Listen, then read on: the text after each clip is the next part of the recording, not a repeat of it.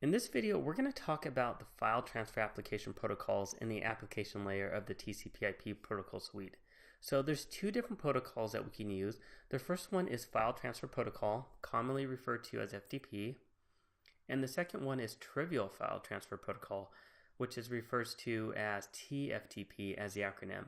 Now you'll notice that one uses TCP and the other one uses UDP. So file transfer protocol uses TCP and trivial file transfer protocol uses UDP.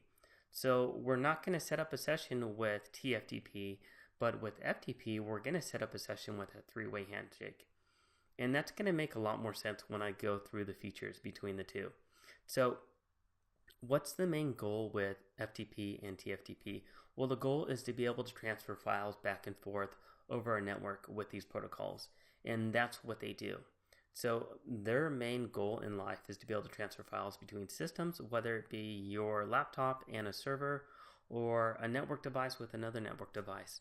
Now with file transfer protocol, FTP, it authenticates with the username and password. So to be able to use FTP, for example, if I wanted to upload files onto my website and I wanted to use FTP, I would have to have a username and password set up. And if I don't supply them with my username and password, it's going to reject me and it's not going to set up that session with TCP. And with FTP, it's full featured. So what I mean by it's full featured? Well, it can do all sorts of functionality. It can list all the files on the remote system you're connecting to. You can add files, you can add folders, you can delete them off, you can upload files, and you can download files. So if you think about your interface on your system where you have a folder and you can add, remove, and everything, it's very similar to that. Now on the flip side, we have TFTP, our Trivial File Transfer Protocol. This is a very simple version of FTP. So think about a no-frills type of version of FTP.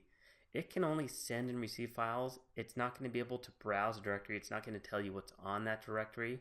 So for example, if you connect, it's not going to show you what's on there.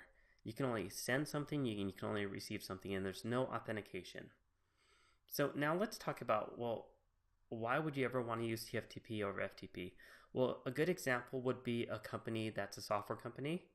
For example, FileZilla. FileZilla is a company that creates an application for file transfer protocols. They have a simple software application that you can use to do FTP. Now, people only want to be able to download that from their site. They don't need to browse a directory.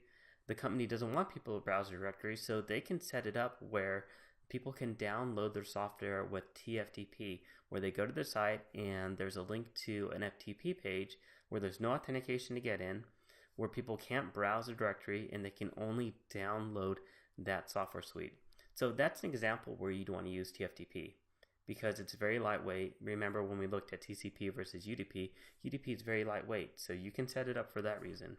Now on the flip side, why would we want to use FTP? Well, for example, like me with my website, I don't want just anybody having access to my files. I only want people that I give access to my files to have access, and they can have the list of functionality that I want them to have. And so that's where we'd want to use FTP. Now, let me go ahead and show you what it looks like. I do have an example of FTP FileZilla software here listed on this slide. And this is what it looks like. This is an older version of a screenshot. This is me connecting to one of my older websites, Amiibo.net. And you'll notice that I'm logged in with my account, aeharden@amiibo.net. So I set that as my username, and I had to put a password in as well to connect. And it shows me connecting to this, and it shows me getting access to it. Now here's my local system, and here is the directory of the web server.